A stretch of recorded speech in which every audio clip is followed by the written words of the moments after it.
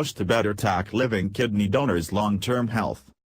The big unknown when someone donates a kidney, the long-term health consequences. Now the U.S. is taking a step toward finally tracking how living donors fare over decades, just as candidates are getting some new cautions to consider. Specialists insist the surgery seldom brings serious complications for the donor. What happens later in life is less certain. British researchers reported Monday that living kidney donors are more likely to develop later kidney failure than non-donors, and female donors may experience a pregnancy complication, problematic high blood pressure.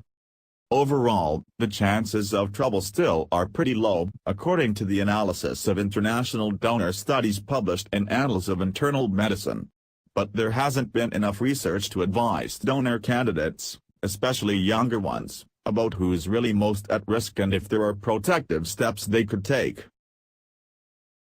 For those of us who counsel potential donors, there is reason for pessimism that we will soon be able to estimate individual risk with any precision, Drs. Peter Rees of the University of Pennsylvania and Emilio Paiu of the Cleveland Clinic wrote in an accompanying editorial. Until there's better information, it might be safer to accept donations from middle-aged donors than younger ones, the duo proposed. For example, the best studies of how the remaining kidney functions have tracked donors for 8 to 15 years, which should not be particularly reassuring when advising a 25-year-old donor, they wrote. Meanwhile, the United Network for Organ Sharing, which oversees the U.S. transplant system, has added the cautions in Monday's report to the risk information given to would-be donors.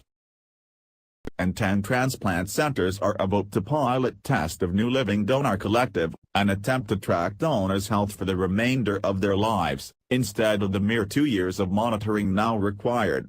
The goal is to eventually expand to all U.S. transplant programs. The more we understand risk, and disclose it transparently, the more we're ensuring public trust, said Dr. Chris Talentini of St. Louis University, one of the pilot sites, who also directs UNO's Living Donor Committee. More than 95,000 people are on the national waiting list for a kidney.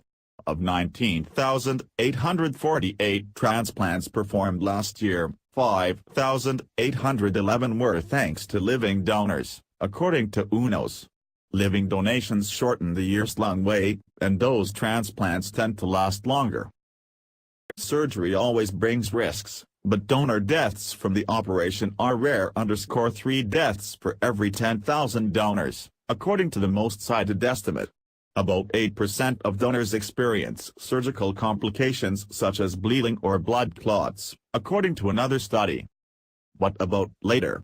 University of Cambridge researchers examined dozens of international studies that tracked donors for varying lengths of time. 2 concerns emerged. One study found for every 10,000 people tracked over 15 years, 31 living donors experienced kidney failure compared to 4 non-donors. Among post-donation pregnancies, high blood pressure known as preeclampsia occurred in 11% of donors in one study, about twice the rate of non-donors. Lentini said such information can help would-be donors understand the need to avoid later damage to their remaining kidney, like developing high blood pressure or obesity. She points to a new online tool doctors can use to predict if a candidate's possible risk is okay for donation. Far more follow-up still is needed, said Vicki Young, a psychology professor in Arizona who suffered painful nerve damage and chronic kidney disease after donating nearly 14 years ago. She doesn't regret donating, but as a former UNO's board member she pushed for better risk disclosure. Nerve injuries now are on the list.